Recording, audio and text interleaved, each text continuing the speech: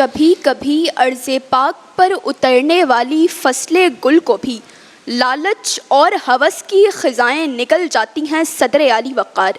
میری سماعت تخیل کسی فریادی کی دکھ بھری صدا سن رہی ہے کہ میں غلامی کی زنجیروں میں جکڑا ہوا، غیروں کے ظلم و ستم کا شکار، آزاد فضاؤں میں سانس لینے کا طلبگار۔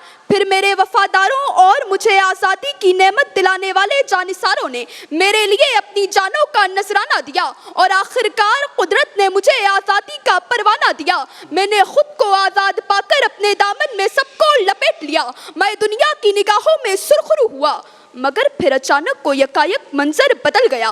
وقت کا ظالم تیر چل گیا۔ مجھ سے عہد وفا نبھانے کی قسمیں کھانے والے زہریلے سانپ ہاتھوں میں لیے ظالم سپیرے بن گئے۔ مجھے سنوارنے اور سجانے والے مجھے توڑنے اور بانٹنے والے بن گئے۔ میں ٹوٹ کے دو ٹکڑوں میں تقسیم ہو گیا۔ میں اپنے والیوں اور وارثوں کے ہوتے ہوئے بھی یتیم ہو گیا کہ میں وہ پاکستان جو آج اپنے ہی چھلنی وجود کو دیکھ کر خود اپنے آپ سے پوچھتا ہوں کہ کیا میں وہی پاک وطن ہوں جس کی خاطر معصوم بچوں کی صدا، باوفا عورتوں کی وفا اور محب وطن مردوں کے لبوں پہ یہی دعا ہوتی تھی، خدا کرے کہ میری عرض پاک پر اترے وہ فصل گل جسے اندیشہ زوال نہ ہو۔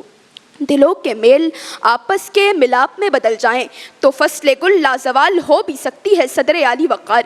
ہمیں اس فصل گل کو حیات لافانی بخشنے کے لیے عبدالستار عیدی کے روپ میں انسانیت کے لیے جینا ہوگا، جہانگیر خان کی طرح کھیلوں کے میدان میں اترنا ہوگا، مریم مختار بن کر ہواؤں میں اڑنا ہوگا، طاہرہ قاضی کی طرح قوم کے مستقبل کو ہر خوف و ڈر سے بچانا ہوگا، مولانا طارق جمیل کی طرح دینی تعلیمات سے لوگوں کے دلوں کو سجانا ہوگا، اور ایس پی شہربانوں کی طرح بنت حوا کا محافظ بننا ہوگا کہ بس ایک حقیقی حب الوطنی کی ادا چاہیے، اور دل سے نکلتی ہوئی سچی صدا چاہیے، اور امید کو یقین میں بدل دینے والی وفا چاہیے کہ خدا کرے کہ میرے گلشن میں خوشبوؤں کے میلے ہوں، خدا کرے کہ اس وطن میں سارے رنگ سجیلے ہوں، خدا کرے کہ اس زمین پہ عزت و حرمت کے وسیلے ہوں، خدا کرے کہ یہاں امیدوں کے ہاتھ پیلے ہوں، خدا کرے کہ یہاں امیدوں کے ہاتھ پیلے ہوں۔